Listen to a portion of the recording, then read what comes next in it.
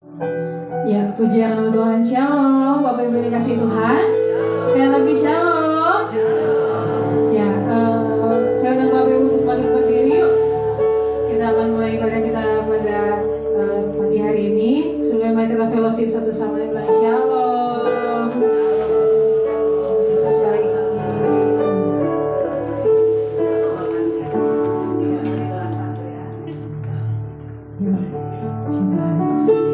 mari sama-sama kita bersatu hati, mengangkat kepala, kita berdoa.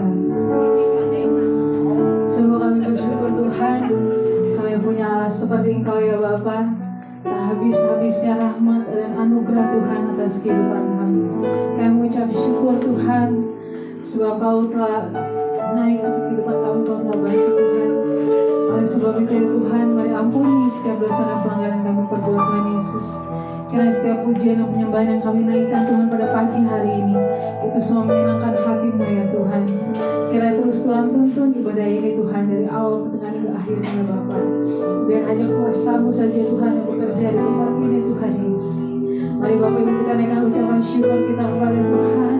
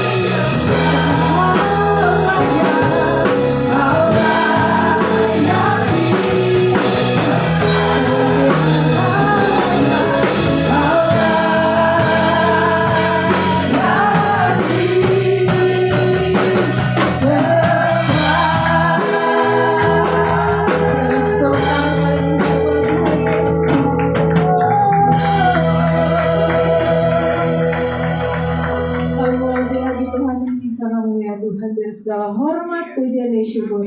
Kami kembalikan semuanya Bapak hanya di dalam nama Tuhan Yesus. Mari Bapak Ibu yang mau lebih lagi meninggikan Tuhan, sama-sama kita nyatakan amin. Kita kasih tepuk tangan kepada Tuhan Yesus.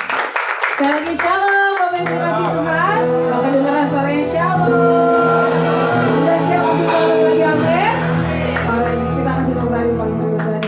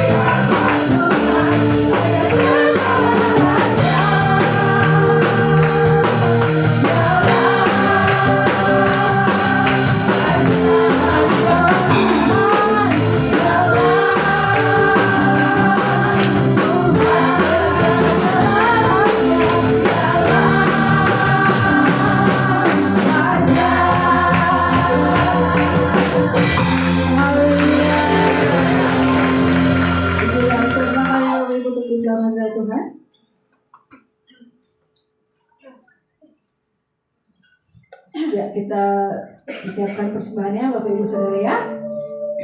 Mari Bapak Ibu mempersiapkan. Mari sama-sama kita bersatu hati kita berdoa. Sungguh tidak ada yang bisa kami balas Tuhan dengan semua kebaikan yang Tuhan berikan pada kehidupan kami. Kami bersyukur Tuhan atas segalanya yang Tuhan izinkan kami rasakan ya Tuhan. Kalau sebentar kami ingin memberi Tuhan persembahan, kiranya Tuhan persembahan ini bisa membantu kerajaan Tuhan di tempat ini. Bahkan kami juga siapkan hati kami untuk mendengarkan sebagian dari firman-Mu. Kiranya Tuhan, biar firman ini bisa menjadi pedoman dalam kehidupan kami ya Bapa. Terima kasih Tuhan Yesus. Dalam nama Tuhan Yesus kami sudah berucap syukur. Haleluya. Amin.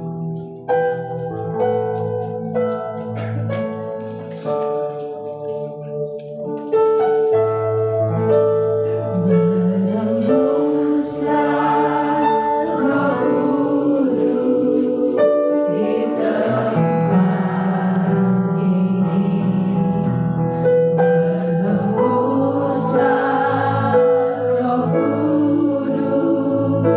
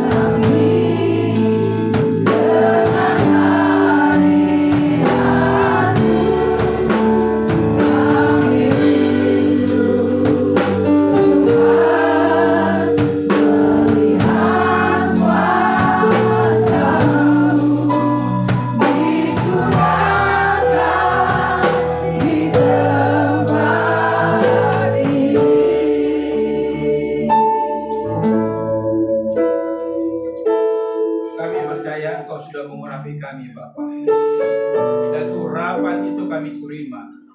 Dan saat ini kami ada dalam pengurapan-Mu Bapa. Dan pengurapan itu bukan hanya saat ini saja, tapi di dalam setiap kehidupan kami dimanapun kami berada. Kami selalu berjalan dalam pengurapan demi pengurapan-Mu Bapa. Terima kasih Bapa. Dalam ibadah ini Bapa, kami sudah siapkan hati kami untuk menerima firman-Mu. Oleh sebab itu Bapa, berfirmanlah kepada setiap kami. Kami siap untuk menjadi pelaku firman. Dan Roh Kudus tolong kami meteraikan firman ini di dalam setiap roh hati kami, sehingga firman ini akan menjadi benih yang akan tumbuh berakar dan berbuah-buah di dalam hidup kami. Pakai dan urapi hamba-Mu ini Bapa. Kuduskan hamba-Mu oleh kuasa darah Yesus, sehingga hamba dilayakkan menjadi alat yang daripada Engkau. Jamah hati ini Bapa untuk tidak mencuri kemuliaan Tuhan. Dan biarlah juga Roh Kuduslah yang menurut perkataan hikmat firman, pewahyuan di dalam lidah dan bibir hamba-Mu, sehingga setiap apa yang akan disampaikan, apa yang akan dikatakan, betul-betul semua iluminasi daripada Roh Kudus sendiri. Terima kasih Bapa. Tutup bungkus pemberitaan ini oleh darah Yesus, sehingga segala nasi roh jahat dalam bentuk apapun juga tidak akan mencuri benih firman ini. Kami siap untuk mendengarnya Bapa dan melakukannya. Dalam nama Tuhan Yesus kami berdoa dan mengucap syukur. Haleluya. Amin. Shalom saudara. Saudara yang kasih dalam Tuhan, hari ini kita merayakan ibadah kenaikan Tuhan Yesus. Kalau kita mau lihat,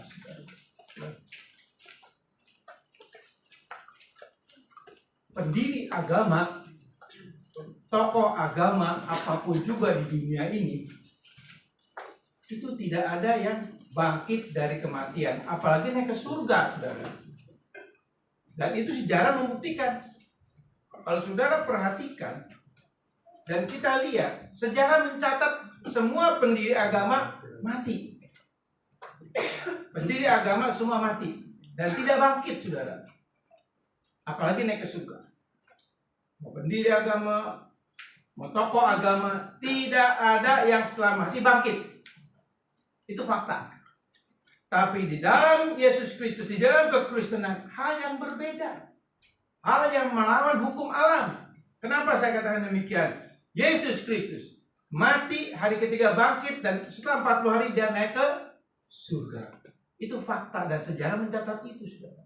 Jadi saudara dan saya, kita ini beriman kepada Kristus yang bangkit dan hidup.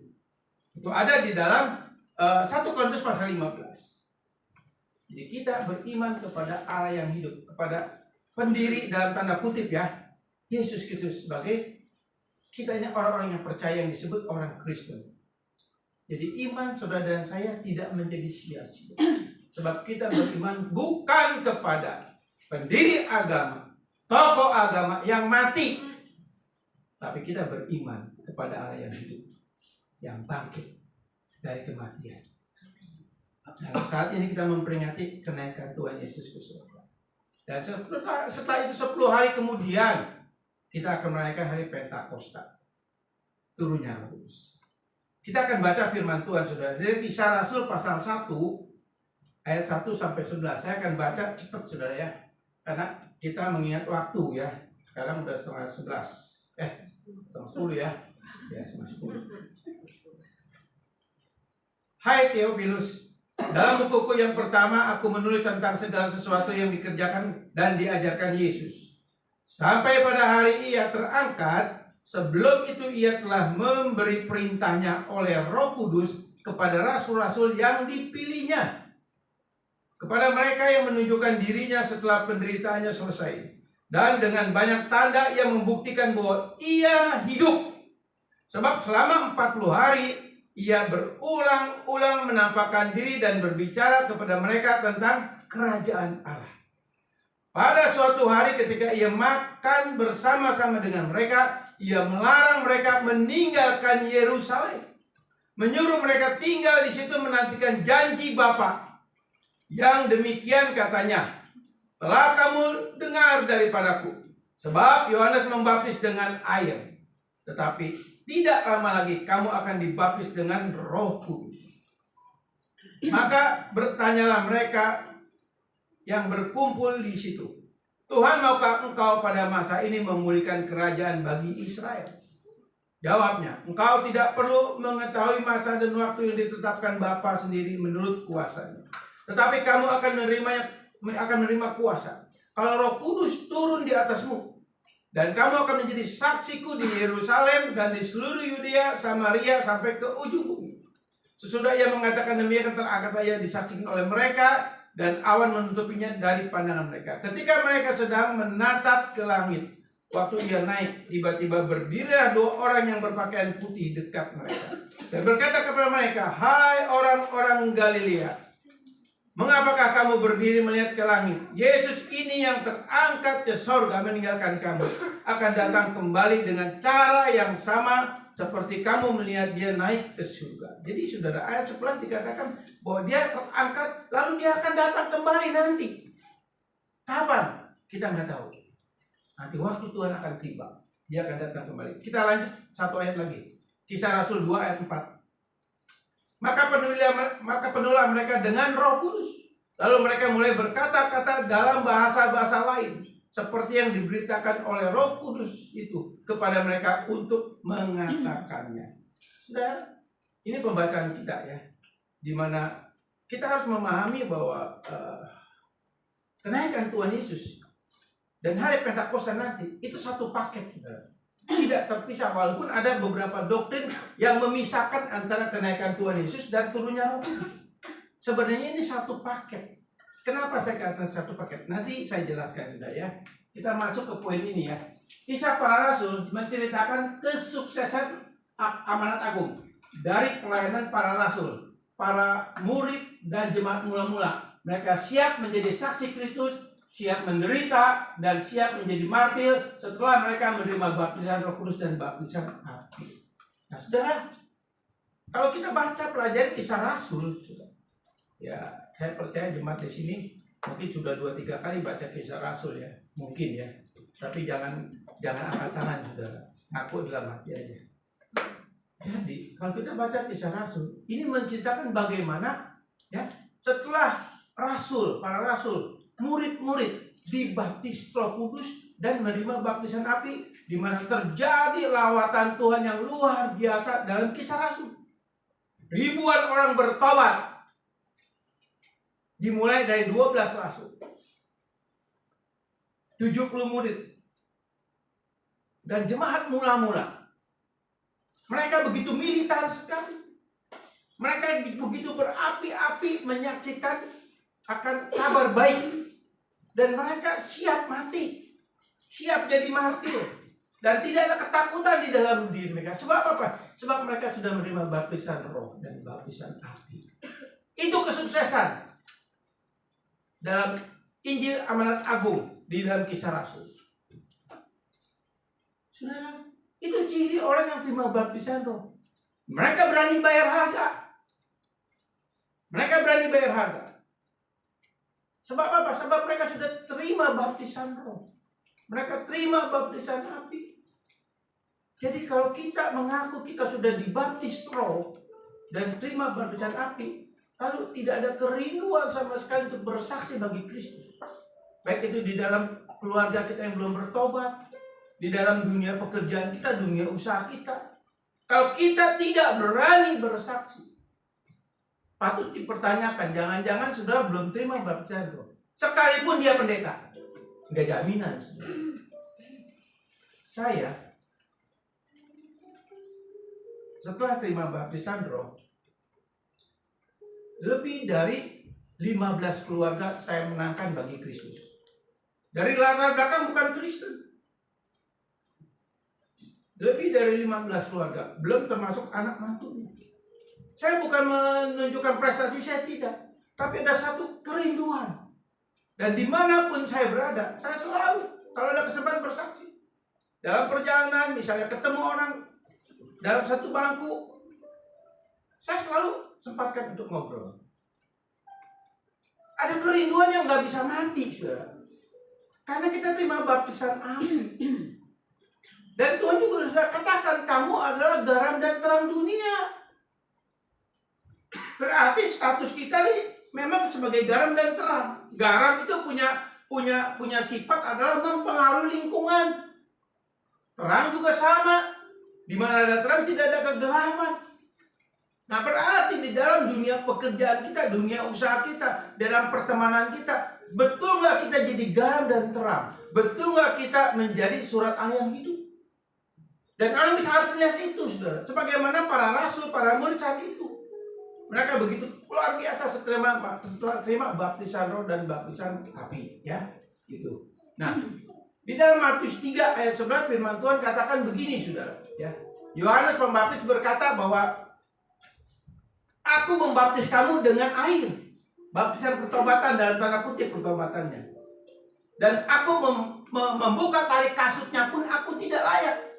Kalau dia akan datang nanti, berarti apa? Dia nanti akan membaptis kamu dengan baptisan roh dan baptisan api. Itu ada di dalam Matius 3 ayat 11.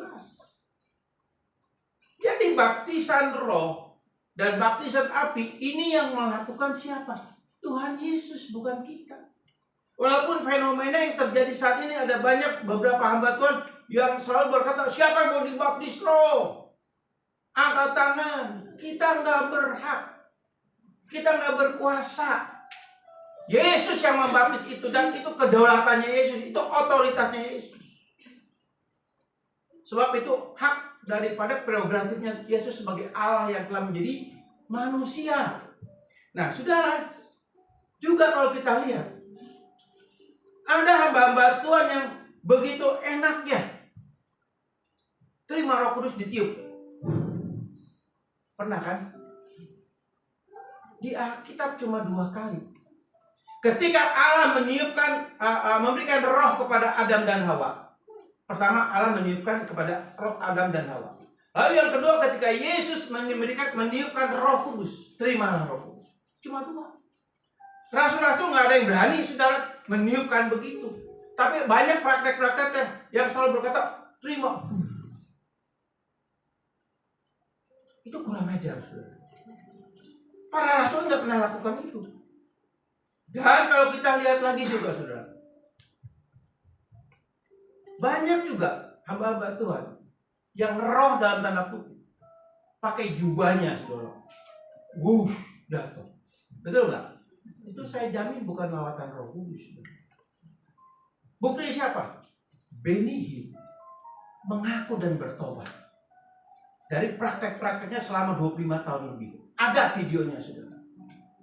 Ketika keponakannya Kostihin, dia ambil sekolah teologi di Reform Injili di Amerika, dan Kostihin belajar teologi Reform.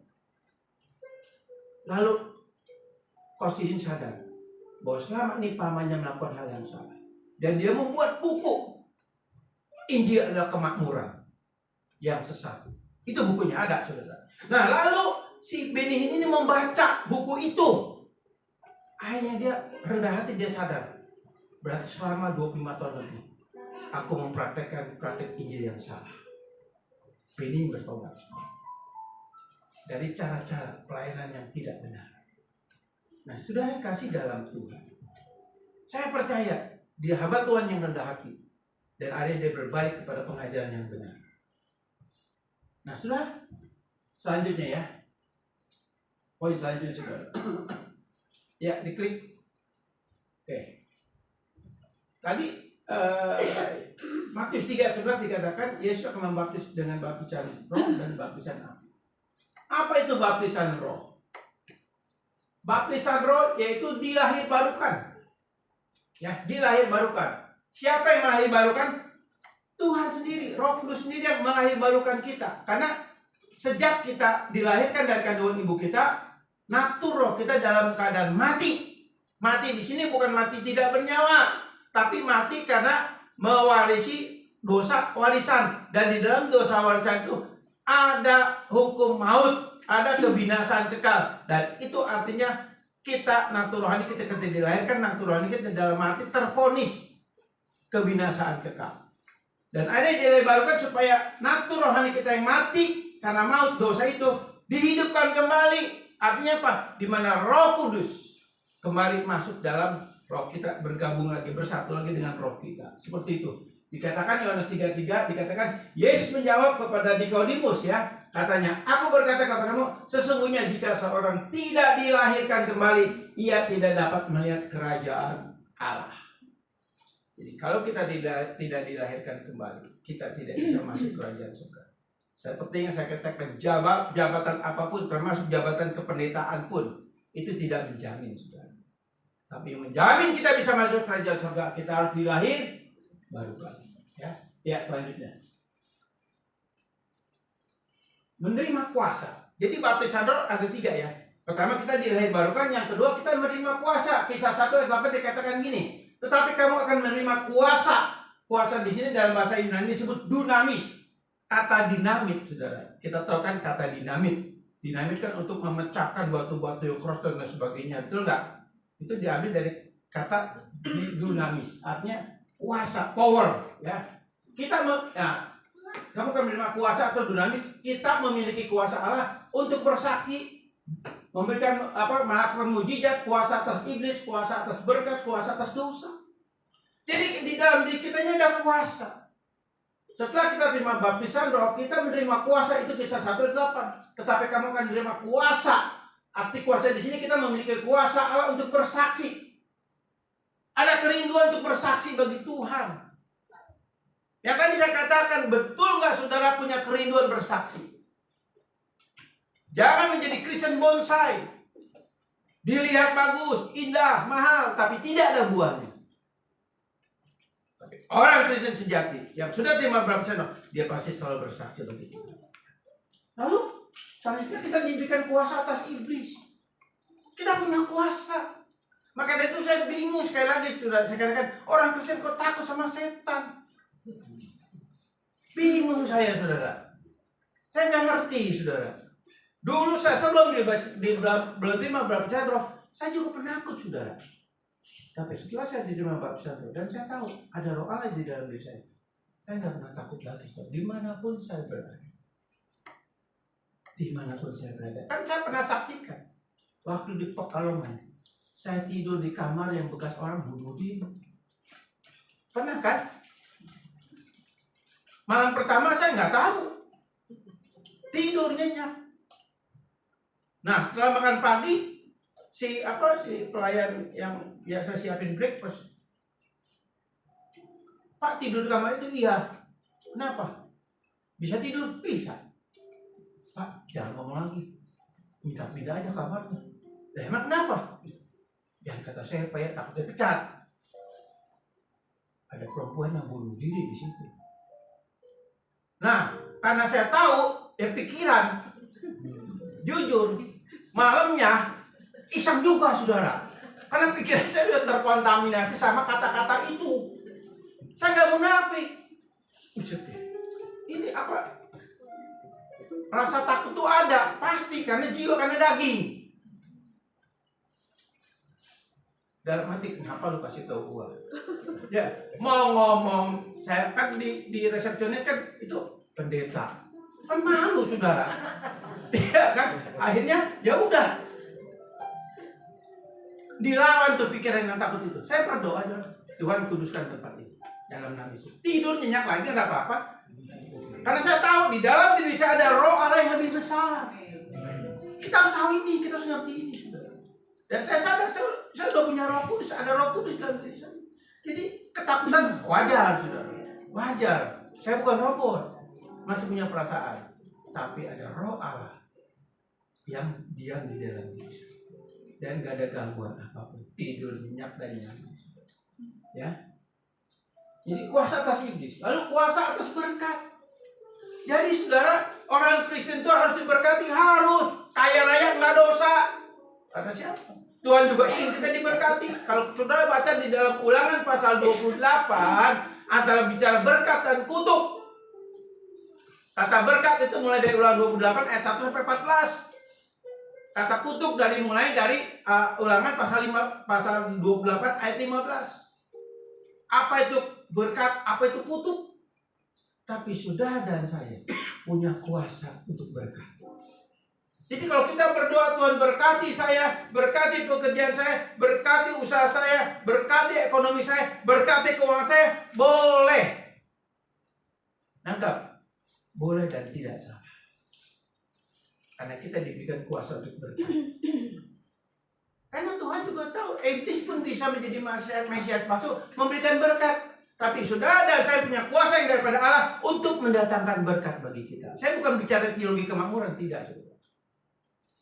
Tapi memang kita diberikan kuasa untuk berkat.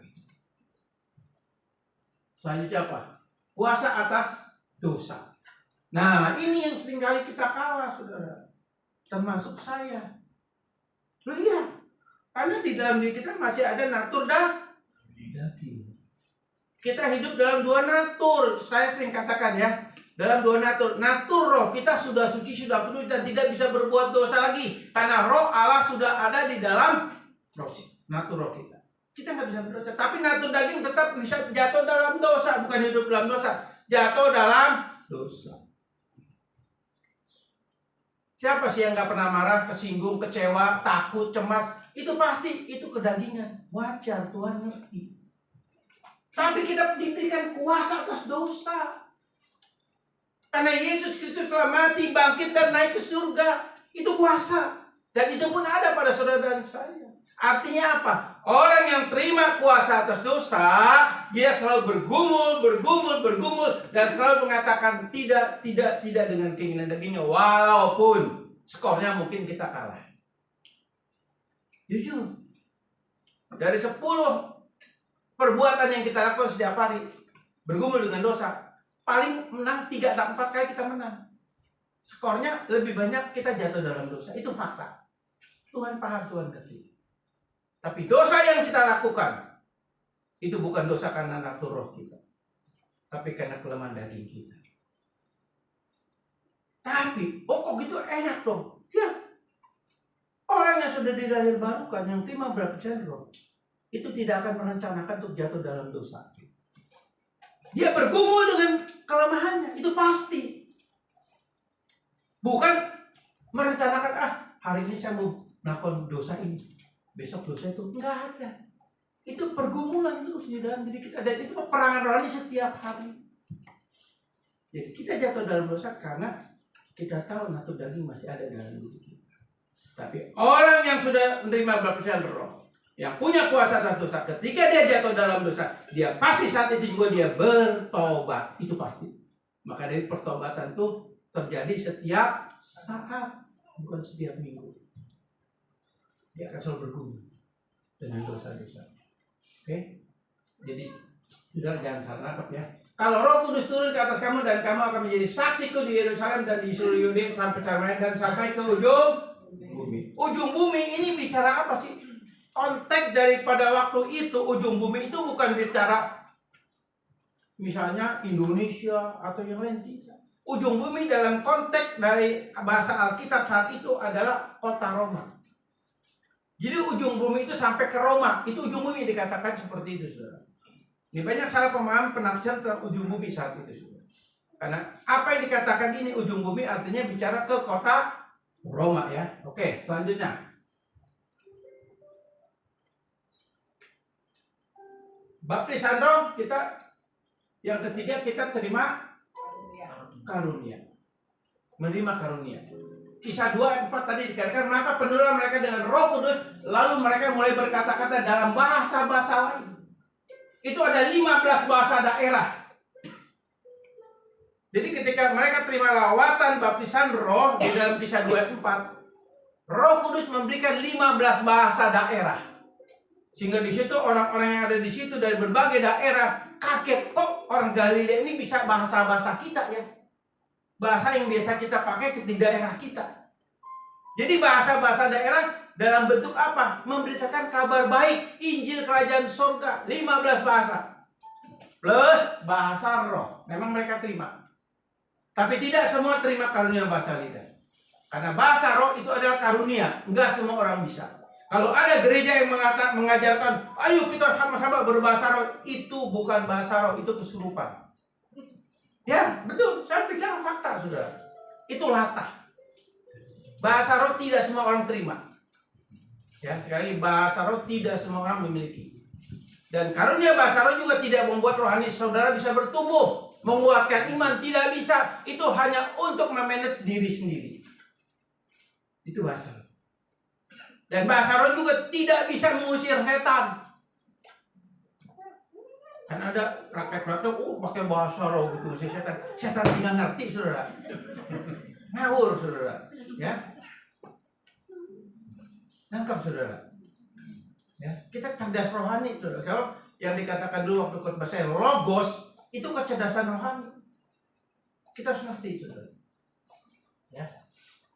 15 bahasa daerah dan bahasa roh. Seperti yang diberikan karunia. Nah, kita terima karunia. Nah, salah satunya bahasa roh itu karunia.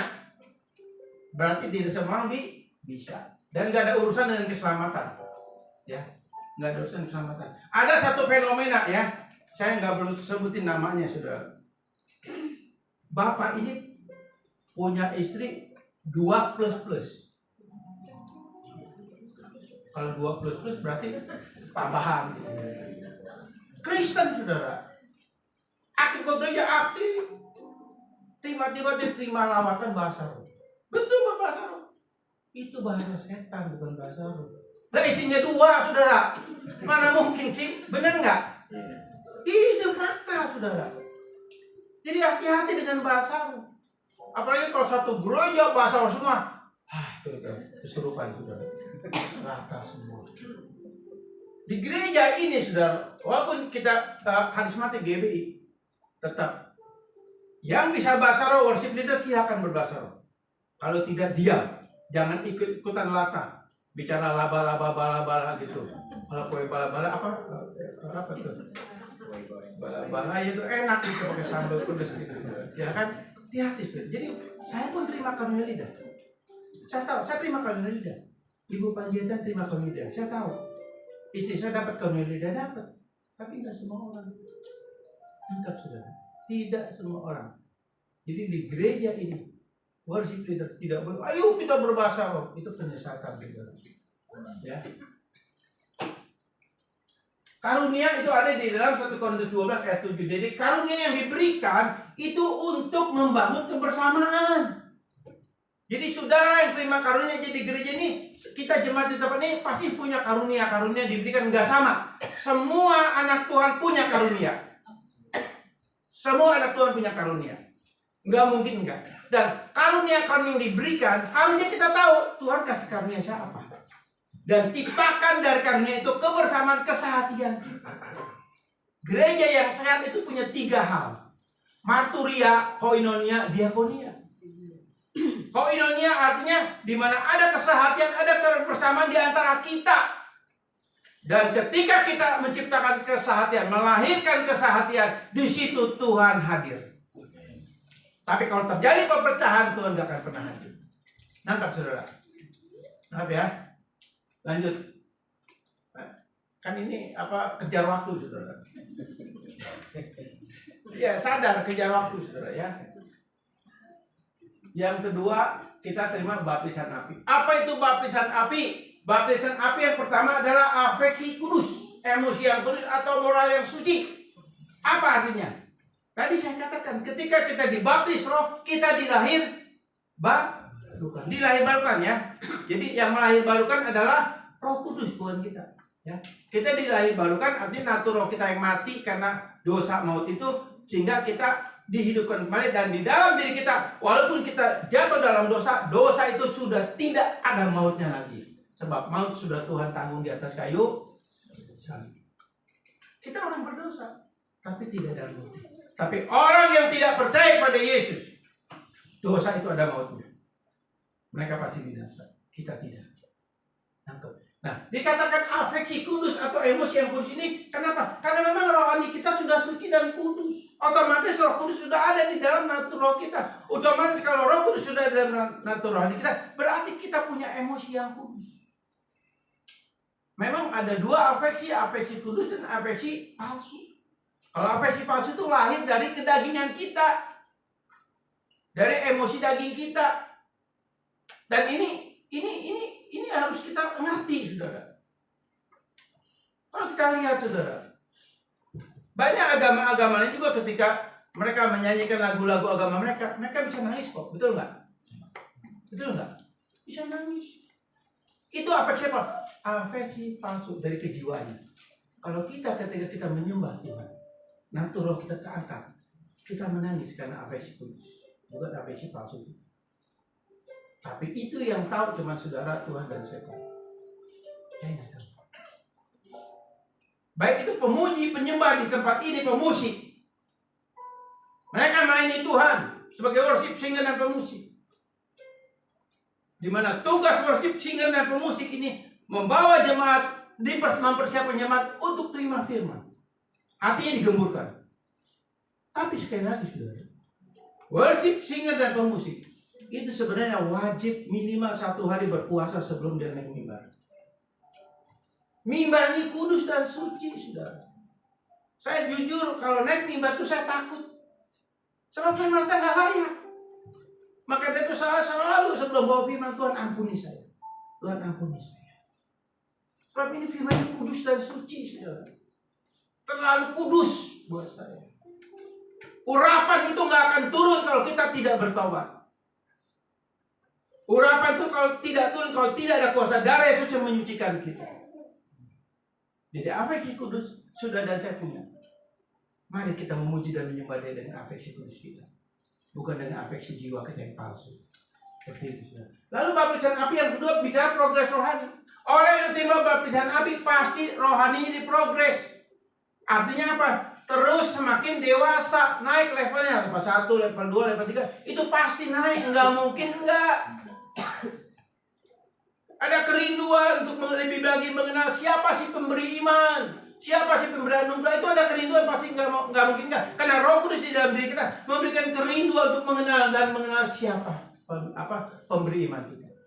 Demikian juga dengan pemusik di sini, worship singer juga, dia harus punya kerinduan untuk menyembah, memuji Tuhan dari hati, dari natural, dari imannya. Ya, nangkap sudah ya. Jadi progres rohani kita pasti bertumbuh, rohani nggak mungkin baik terus. Naturalnya bertumbuh, punya kerinduan untuk melayani, punya kerinduan dengan talenta untuk melakukan hal-hal yang memuliakan Tuhan. Maka dari itu di tempat ini, siapa yang punya talenta menjadi penyembah, menjadi pemuji, pemusik, baik itu LC dan lain-lain, ayo berlomba-lomba untuk minta, aku mau melayani. Bukan tunggu nanti, enggak. Orang yang sudah terima baptisan api, dia akan terus punya kerinduan greget gitu, mau terus melayani Tuhan. Bahkan nawarkan diri, Pak saya bisa ini, Pak saya bisa itu. Enggak diem, enggak ditawar-tawarin, menyodorkan diri. Karena dia tahu dia mau memuliakan Tuhan dengan talentanya, dengan karunia. Ya, lanjut. Nah, kita masih belum Roh Kudus. Ini sejam.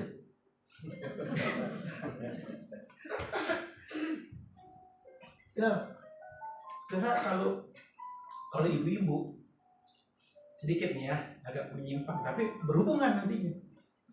Kalau ibu-ibu ke salon, saudara, setengah jam selesai nggak tuh? Halo? Hah? Nggak selesai ya? Apalagi sambil make up ya? 2 jam ya? Kok bisa? Nah ini saya tambah sejam lagi udah pegal, saudara. Iya kan? Ini jujur.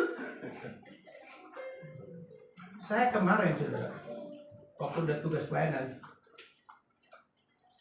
saya cukur. Kan cukur saya cuma 15.000, saudara. Iya 15.000, cukur 15.000. Saya cukur 15.000, saudara. Nah, biasa tempat saya cukur 15.000 tutup. Itu cukur di situ 10 menit, saudara. Cet, beres. Cepet, 15.000. Tutup. Waduh, saya mau cukur udah kagok. Sebelahnya nggak berapa meter, ada tuh yang disebut barbershop apa? Ah, itulah. Tahu kan? Full AC. Saya pikir udah kagok saya ke situ kan. Paling juga 30.000 nih 2 kali lah gitu kan. Saya masuk. Mau ngapain? Saya mau cukur. Saya bilang, oke Pak, dulu. Oke AC dingin tuh, nggak gerak kayak yang 15.000. Iya, ini benar saudara. Ya, memang lama, setengah jam lebih saudara. Kata saya kan di situ 15 menit selesai. Sini setengah jam belum selesai, saudara. Pak mau dipijit Pak? Nggak perlu. Takut mahal kan gitu. Ya saya tunjuk, saudara. Ini benar nggak bohong. Saya bilang nggak perlu dipijit. Setengah jam lebih 35 menit. Waduh, ini kok lama amat ya. Utak-atik itu ganti potong ini sini. Terus saya mau bayar berapa? 70.000, kaget saya, saudara. Shock ya, benar. Baru kali ini seumur saya cukup 70.000. Saya bilang gua nggak 2 kali lagi. Benar 70.000 mahal, saudara. Itu 70.000 bisa 3-4 kali saya cukup. 70.000 kaget, saya nggak bisa ngomong. Saya bilang 70.000. Untung ada duit, saudara. Saya paling 30.000 lah, 2 kali lipat kan full AC. 70.000 udah menjadi catatan dalam hati, nggak ke situ lagi. 70.000. Saya ngomong sama teman saya, lu nggak kasih tahu gua. Kenapa? Ya saya pikir bapak tahu. Lah, iyalah. 70.000 saya ngomelnya 1 hari, saudara. ini bukan, ini benar.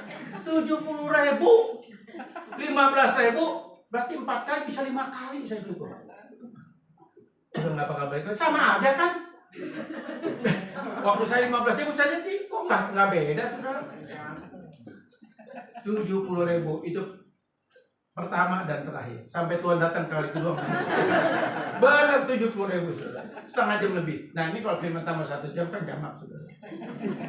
Doktrin Roh Kudus ya. Doktrin Roh Kudus hanya ada di dalam 3 pasal. Di dalam seluruh Alkitab dari Kejadian sampai kitab Wahyu 66 kitab. Itu doktrin Roh Kudus hanya ada dalam 3 pasal. Yohanes pasal 14, 15, 16 itu doktrin Roh Kudus. Saudara wajib baca ini. Yohanes pasal 14, pasal 15, pasal 16. 3 pasal. Sempetin baca 3 pasal ini. Ini doktrin Roh Kudus adalah inti iman Kristen. Inti iman Kristen adalah Yohanes pasal 14 sampai 16. Kita di dalam doktrin Roh Kudus kita diingatkan bahwa kita hidup bersama Roh Kudus. Jadi saudara dan saya saat ini kita hidup bersama Roh Kudus. Kita hidup bersama istri itu bisa dibatasi waktu, dibatasi ruangan, betul nggak? Kalau kita lagi pergi, istri kita di rumah bersatu nggak? Nggak bersatu. Tapi kalau dengan Roh Kudus, di mana saudara berada, dalam keadaan apapun juga, baik atau buruk, Roh Kudus selalu bersama kita. Jadi sadari ini, bahwa saudara dan saya hidup saat ini kita tidak sendiri. Ada Roh Kudus bersama kita. Kalau mau jatuh dalam dosa, mau berbuat dosa, berbuatlah dosa. Ada Roh Kudus loh, saudara. Hati-hati, saudara. Dia akan menghakimi saudara. Jadi hidup bersama Roh Kudus dimanapun kita berada, bahkan sampai nanti kita ketemu Yesus di surga. Kita bersama Roh Kudus. Dan Roh Kuduslah yang menuntun kita, menyertai kita, membawa sampai ketemu Yesus. Di dalam amanat agung firman Tuhan katakan apa? Ketahuilah, aku akan menyertai kamu sampai kesudahan zaman. Itu bicara pimpinan Roh Kudus. Itu bicara hidup kita bersama Roh Kudus. Lalu di dalam Matius pasal 1 dikatakan namanya dia Immanuel. Ada Allah yang berserta kita. Siapa yang berserta kita? Roh Kudus bersama kita. Jadi dimanapun, dalam keadaan apapun, situasi apapun, kita selalu bersama Roh Kudus. Tanpa Roh Kudus kita hanya manusia yang mati dan tidak ada nilai kekal. Hati-hati saudara ya. Tanpa Roh Kudus kita hanya manusia yang mati dan tidak ada nilai kekal. Ya, lanjut. Roh Kudus memberikan hati yang percaya, memeteraikan anugerah keselamatan dan hidup dalam pertobatan. Jadi saudara dan saya, ya, itu diberikan oleh Roh Kudus hati yang beriman, hati yang percaya. Kita bisa percaya kepada Yesus. Kita bisa percaya kepada firman-Nya. Kita bisa percaya ketika kita memuji dan menyembah Tuhan, Tuhan hadir dalam pujian pinjaman kita. Kita percaya ketika kita merenungkan firman Tuhan, Dia berbicara kepada kita. Karena apa? Karena iman. Jadi kita diberikan hati yang percaya. Dan itu anugerah. Natur daging kita nggak mungkin mau percaya Yesus. Tapi iman atau kepercayaan itu diberikan oleh Roh Kudus. Lalu selanjutnya, selain kita diberikan yang percaya juga Roh Kudus memeteraikan anugerah keselamatan. Di dalam Efesus pasal 1 ayat 13 firman Tuhan katakan apa? Roh Kudus memeteraikan anugerah keselamatan yang sudah diberikan kepada kita. Artinya apa? Anugerah keselamatan tidak bisa hilang. Sebab Roh Kudus yang memeteraikan itu bagi saudara dan saya. Saya pernah dulu waktu di PA ajarkan tentang Ordo Salutis, urutan keselamatan. Jadi walaupun ada beberapa doktrin yang mengatakan, oh keselamatan bisa hilang, kata siapa? Roh Kudus yang memeteraikan kok. Kalau Roh Kudus sudah memeteraikan, nggak mungkin salah pilih Tuhan. Kan saya katakan, kita bisa salah pilih saudara, tapi Tuhan bisa salah pilih? Tidak. Jadi saudara dan saya punya keselamatan sudah dimeteraikan oleh Roh Kudus. Ada itu di dalam Efesus 1 ayat 13. Ya. Lalu juga Roh Kudus memberikan hidup dalam pertobatan. Itu pasti nggak mungkin enggak. Bukan hidup dalam dosa, hidup dalam pertobatan. Yang tadi saya katakan, setiap hari kita pasti jatuh dalam dosa, tapi orang yang hidup dalam pertobatan, dia selalu bertobat, menyelesaikan dosa sebelum matahari terbit. Ada Paulus tulis itu di dalam kitab Efesus. Jadi sebelum matahari terbenam, sebelum kita tidur, dosa yang kita lakukan kita selesaikan. Tapi memang itu peperangan rohani. Apalagi kalau kita disakitin orang, pasti itu biasanya di deposito sampai seminggu dulu, saudara. Kebanyakan begitu. Tuhan maklum sudah. Tapi orang yang hidup harusnya kita berkuasa atas dosa. Berkuasa atas dosa. Yang tadi saya katakan, cukur 70.000. Saya juga mungkin dosa, sudah ingat terus sampai sekarang, saudara. Ya karena seumur baru cukur 70.000. Saya nggak tahu sudah cukur berapa. Tapi saya biasa cukur cuman kalau di Kerawang 18.000, saudara. Di Cihuni itu ada 18.000. Saya cari yang murah, saudara, kan sama aja. Saya pernah di Resida sini cukur, istri saya yang bayarin berapa? 40.000. Buset, mahal. Nggak mau lagi saya. 40.000, saudara. Dapat lagi 70.000, itu ketiban sial, saudara. Tapi nggak apa-apa, pengalaman sudah. Jadi tahu yang main barbershop pasti mahal. Nggak mungkin 30.000. Sama aja, saudara. Tapi kalau perempuan saya maklum lah, memang harus ke mana? Salon. Saya ngerti lah, saudara. Kalau perempuan kayak cukup 40.000, 30.000, kayaknya nggak ada ya. Nggak ada kan ya? Ada apa? Hah? Ada. Masih untuk laki-laki. Bisa hemat. Laki-laki lebih hemat kalau gitu, saudara. Ya, ibu-ibu, waduh. Memang dari sononya, saudara, begitu ya. Ya, memang dari sononya. Ya kan, Adam dan Hawa, manusia jatuh dalam dosa karena siapa? Hawa. Tapi laki yang bertanggung jawab. Ya. Bagaimana? Roh Kudus memberikan hati yang percaya, memeteraikan anugerah keselamatan, hidup dalam pertobatan. Roh Kudus memberikan hati yang saling mengasihi. Ya, Yohanes 13 ayat 34, 35, Yohanes pasal 15 ayat 17. Yesus katakan apa? Perintahku adalah kasihlah sama dengan hendaklah kamu saling mengasihi. Supaya ketika kamu saling mengasihi, orang bisa melihat bahwa di dalam diri kamu ada kebersamaan, ada kesehatan. Saudara, Yesus katakan juga di dalam Matius 22 ayat 37 sampai 40 berapa? Katakan apa? Kasihlah Tuhan Allahmu dengan segenap hati, jiwa, akal budi dan kekuatan. Kasihlah sama manusia seperti dirimu. Itu perintah utama. Dan seluruh hukum tertulis di situ, kata Yesus. Tapi memang sudah jujur, level kasih kita terhadap sesama itu lebih kecil dari kita mengasihi diri sendiri dan keluarga kita. Betul nggak? Betul benar. Itu manusiawi. Tapi sebetulnya nggak boleh. Karena Tuhan sudah katakan apa? Kasihlah sama manusia seperti dirimu. Berarti kadarnya sama. Orang yang sudah dibaptis roh dan terima baptis roh, dia akan memanage dirinya, belajar terus level mengasihi sesama itu ditingkatkan. Sehingga tidak ada lagi dalam arti kata saya mengasihi segini, mengasihi segini. Enggak. Sebab kasih Allah itu kasih yang memberi. kasih yang berkorban, kasih yang berani bayar harga, itu kasih Allah. Dan itu ada pada saudara dan saya. Di dalam Roma pasal 5 ayat 8 firman Tuhan katakan apa? Yesus mati pada saat saudara dan saya masih berdosa. Pada saat saudara dan saya masih menjadi setru Allah, menjadi musuh Allah. Dia mau mati bagi kita, bagi musuhnya itu kita. Demikian juga kita, saudara. Kita harus saling mengasihi, dan dialah saling mengasihi kita bangun mulai dari sekarang terus kita manage, kita bangun untuk terus dan kita libatkan Roh Kudus yang ada di dalam roh kita. Kita minta Roh Kudus tolong mampukan saya, mampukan saya. Ini kita doa, kita harus bergumul untuk terus mempraktekkan saling mengasihi. Ya, saling mengasihi. Kita mulai, kita minta Roh Kudus yang ada di dalam diri kita, mampukan itu saling mengasihi, saling mengasihi.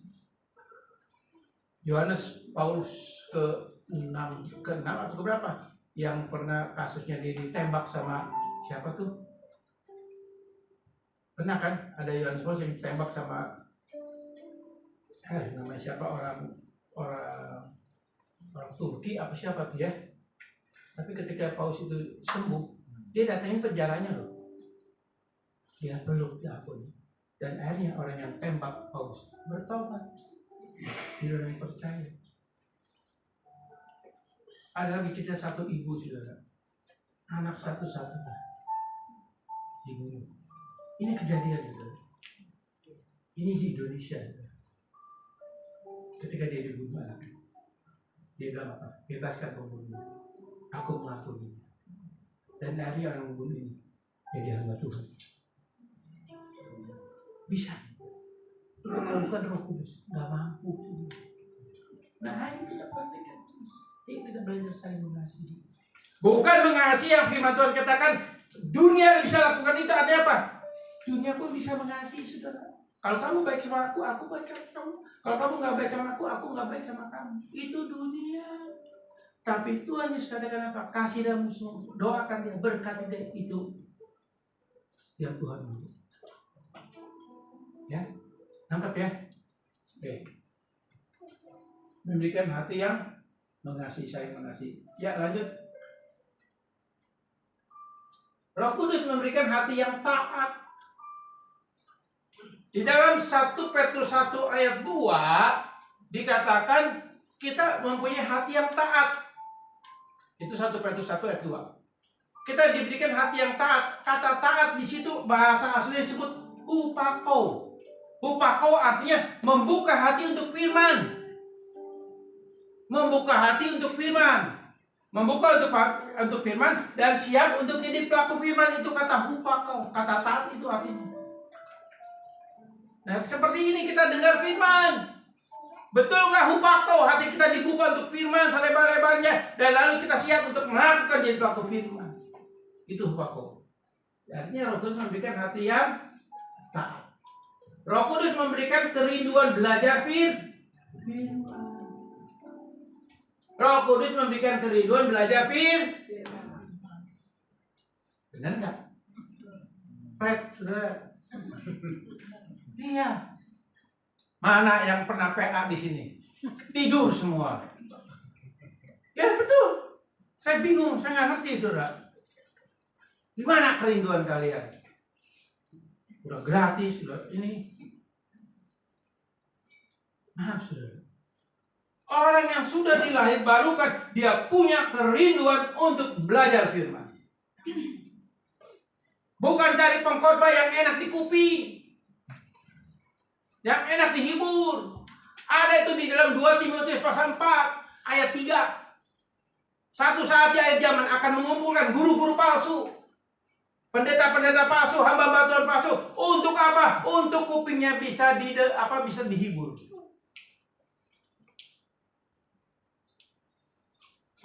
Maka dari itu, saudara, saya sebetulnya mau konsepnya khotbah saya itu khotbah praktis.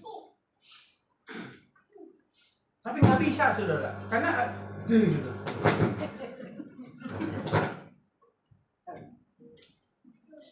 khotbah praktis itu nggak salah. Oke, nggak salah. Tapi lebih penting lagi khotbah pengajaran. Pak Tondo Puji Tuhan ada di sini. Beliau mengajarkan khotbah pengajaran.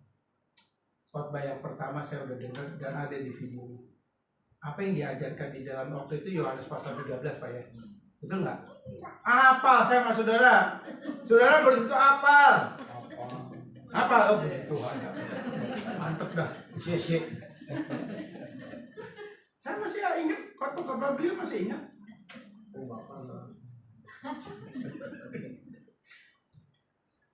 Pak Tono khotbahnya pengajaran. Kalau Pak Hedi nasihat praktis. Ibu Pak Jeka nasihat praktis. Markus ya semi.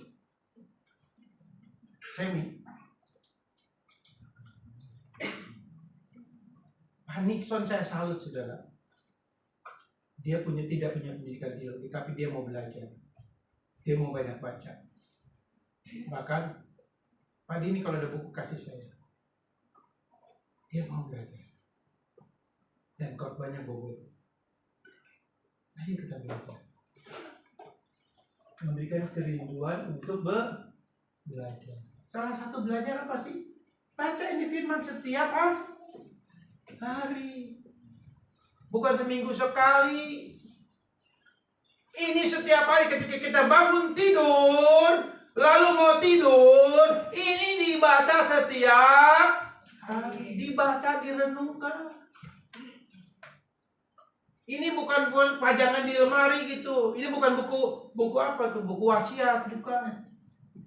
Ini pribadi Yesus. Kalau kita mau kenal Yesus, baca ini. Ini di sini ada pribadi Yesus. Kehendak Allah, rencana Allah, kebaikan Allah, kasih Allah, dan segala-galanya kita temukan di sini. Bukan dari pendeta yang bisa menujum. Nanti tahun segini akan ini. Tahun segini kamu beli emas. Tahun segini kamu beli perak. Kan ada tuh. Betul nggak? Itu semua kedagingan, itu penyesatan, saudara. Sebab kalau kita mau Tuhan bicara bahasa ini, hanya lewat ini kita bisa kenal Yesus. Jadi Roh Kudus memberikan kerinduan untuk belajar ya, kita lihat kapan lagi mau belajar. Roh Kudus menjadikan kita berbuah. Ada di dalam Yohanes pasal 15 doktrin Roh Kudus ayat 1 sampai 8, akulah pokok anggur yang benar. Kalau kamu nggak nempel sama aku, kamu nggak bisa berbuah. Jadi Roh Kudus itu menjadikan kita berbuah. Ada buah kasih, ada buah roh, ada buah pertobatan, itu semua ada di dalam diri kita. Sebab pohon buah firman itu ada di dalam diri kita. Benar nggak kita berbuah? Ya, ini udah mulai ada yang batuk-batuk saudara. Kalau perlu kasih minum itu apa, fit atau kopi atau. Roh Kudus menjadikan kita berbuah. Lalu Roh Kudus memberikan kerinduan terus memuliakan Tuhan. Jadi ada kerinduan untuk kita terus memuliakan Tuhan. Bukan hanya di gereja, tidak, di mana kita berada dalam keadaan apapun, kita selalu memuliakan Tuhan. Punya kerinduan memuliakan Tuhan itu pasti. Karena firman Tuhan di dalam Yohanes pasal 16, di mana dikatakan bahwa Roh Kudus akan memuliakan aku. Berarti Roh Kudus yang ada di dalam diri kita terus memotivasi kita, memberikan kerinduan untuk terus kita memuji dan menyembah Tuhan. Dimanapun, bukan di gereja saja. Bukan saat saudara diberkati. Bukan pada saudara terima kesembuhan. Bukan pada saudara dalam keadaan baik-baik saja. Dalam keadaan apapun, muliakan Dia. Tinggikan Dia. Ketika kita memuliakan, meninggikan Dia, hadiratnya turun. Kemuliaannya turun. Justru kalau sudah mau merasakan hadirat Tuhan saat engkau memuliakan Tuhan, justru di saat engkau bergumul dalam keadaan yang paling tipikal, di situ kau akan mengalami kemuliaan Tuhan nyata dalam hidupmu. Itu pasti.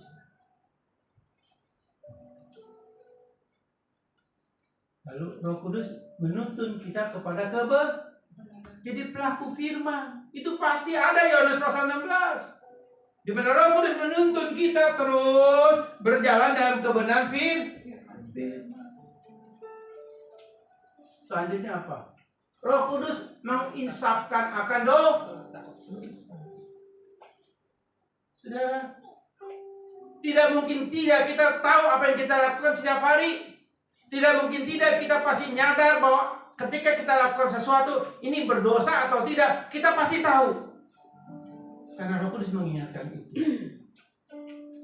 Maka dari itu, orang Kristen sejati yang sudah dilahirbarukan, yang terima baptisan, dia akan terus bergumul antara kehendak Roh Kudus yang ada di dalam naturanya dan kehendak daging di dalam natur dagingnya, terus berperang di dalam jiwanya. Yang mana yang harus ikuti? Dia ada pergumulan terus. Enggak mungkin enggak. Yang pernah seperti saya katakan, saudara. Ini terakhir penutup, saudara. Kalau perlu tepuk tangan karena udah mau terakhir. Ini yang seperti saya katakan, saudara jangan salah paham ya. Tolong jangan salah paham. Jangan salah paham. Yang seperti pernah berapa kali saya katakan sini. Ada penawaran dari Sinode di Surabaya untuk saya. Pak Denny pilih. Mau di Surabaya, Semarang, Jogja, Malang, Cirebon, Bandung, Jakarta. Kalau nggak ada sudah, kalau ada mungkin pilih kali sudah. Makassar, Medan, Manado, itu ada semua. Asal Pak Denny gabung dengan sinode kita. Tapi Pak Denny punya kewajiban ngajar di SRT kami. Saya bilang oke, saya ngajar nggak apa-apa. Tapi nggak bisa Pak, aturan kita kalau Bapak mau ngajar berarti Bapak harus pindah sinode. Saya tolak. Bulan 3 terakhir kemarin masih telepon saya. Pak Denny udah siap loh. Saya jujur sudah. Itu menggiurkan. Kenapa menggiurkan? Pertama, rumah dikasih pinjam, mobil dikasih pinjam. Kebutuhan Pak Denny tiap bulan berapa? Semua dicukupi. Jujur, istri saya, anak saya, cucu saya udah opa pindah aja. Itu tanya, ini teleponnya masih ada, sudah sama saya. WA-nya masih ada nih. Udah pindah aja. Di sini kita pahit. Aku bilang enggak. Saya tahu Tuhan panggil saya di sini. Sampai mati saya di sini. Kalau memang Tuhan suruh. Tapi kalau Tuhan suruh saya keluar, saya keluar. Oh, itu puji Tuhan, saudara. Daging saya yang puji Tuhan, saudara. Betul. Tapi karena Tuhan tempatkan saya di sini, berarti saya harus bayar harga untuk Tuhan. Saya sebabnya jujur secara daging, saya pilih di sana, saudara. Gak menderita, saudara. Dalam hal keuangan ya, gak menderita, saudara. Tapi karena kalau saya tahu, saya full time kada panggilan Tuhan di sini, saya tolak. Bulan 3 masih hubungin saya, Pak Denny, kalau berubah pikir kasih tahu kita. Saya bilang, ya kalau memang Tuhan suruh saya jalan. Tapi kalau Tuhan tidak suruh, saya harus taat sama Tuhan. Saya nggak mau di dalam pelayanan bisa sukses dalam materi, tapi saya menderita bagi Tuhan. Saya nggak mau salib Kristus saya bayar dengan keduniawian saya. Saya nggak mau salib Kristus saya tukar dengan kemewahan dunia, dengan materi.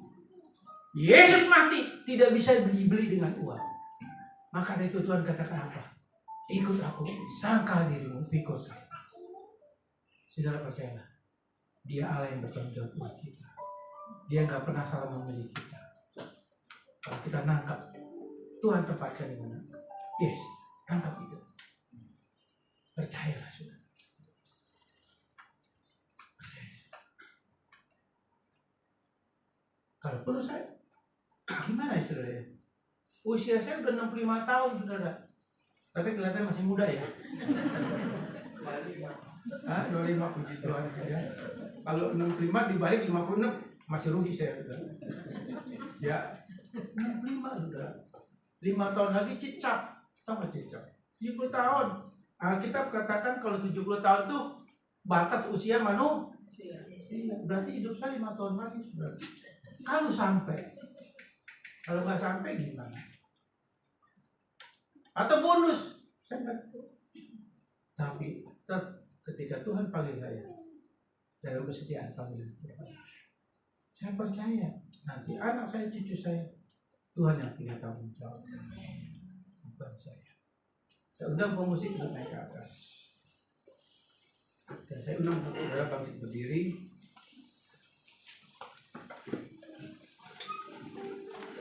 Kita akan nyanyikan satu lagu, saudara.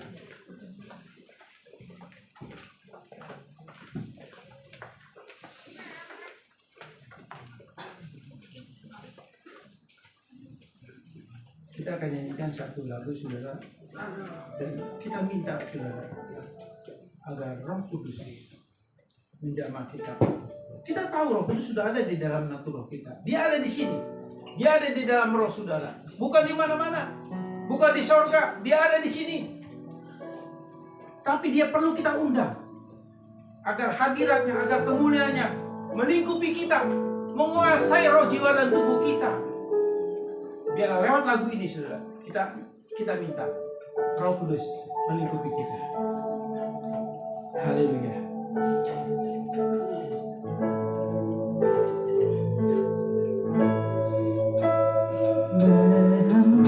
Berhembuslah Roh Kudus di tempat ini. Berhembuslah Roh Kudus dengan kuasa-Mu. Pulihkanlah gereja-Mu di akhir zaman.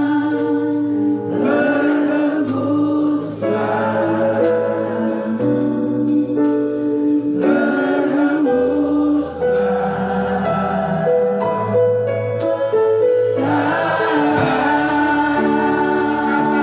Urapi kami.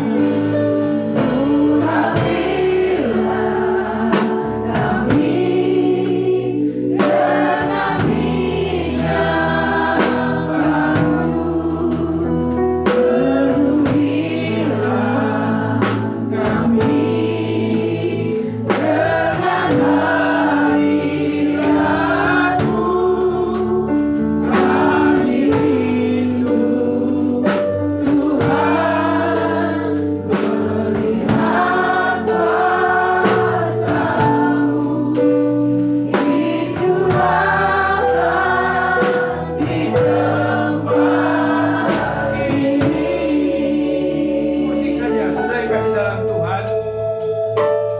Seperti lagu ini,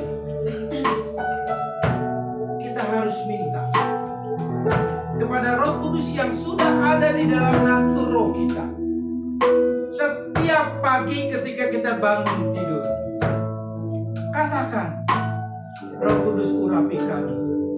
Urapi saya, Roh Kudus, sepanjang hari ini. Percayalah, saudara, ketika engkau minta pengurapan Roh Kudus, sepanjang hari dalam hidupmu, sepanjang hari itu engkau hidup dalam pengurapan Roh Kudus. Dan ketika Roh Kudus mengurapi engkau punya kuasa, engkau punya otoritas untuk membuat mujizat, untuk menghadirkan berkat-berkat, untuk mempermalukan kuasa-kuasa kegelapan, kuasa untuk atas dosa. Semua itu ada pada saudara dan saya. Minta urapan Roh Kudus setiap hari ketika engkau bangun tidur. Jangan pernah tidak minta urapan itu. Kita perlu urapan itu setiap hari. Kita perlu itu. Dan biar lagu ini sebagai bentuk momentum prima kita, sebagai bentuk daripada pengakuan kita, pernyataan kita. Mulai hari ini kita minta pengurapan setiap hari dalam hidup kita. Kita nyanyikan lagu ini dengan iman kita. Haleluya.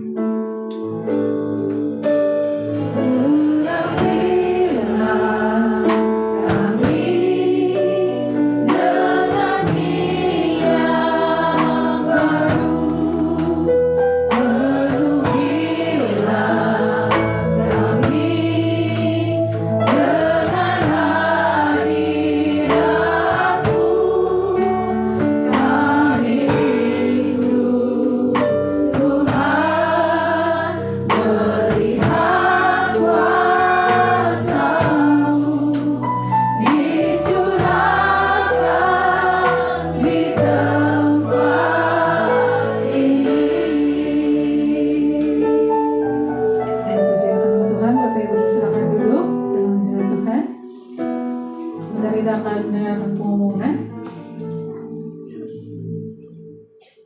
untuk pengumumannya, hari Minggu ada ibadah seperti biasa, serta perjamuan kudus jam 9 pagi di tempat ini, dan juga sekolah minggu ya, sekolah minggu hari ini.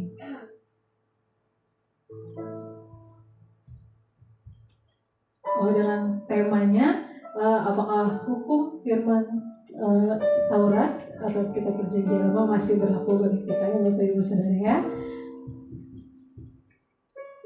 Sekian pengumuman Tuhan Yesus memberkati. Kita akan mengakhiri ibadah kita pada pagi hari ini. Sekali lagi yuk saya undang Bapak Ibu untuk bangkit berdiri.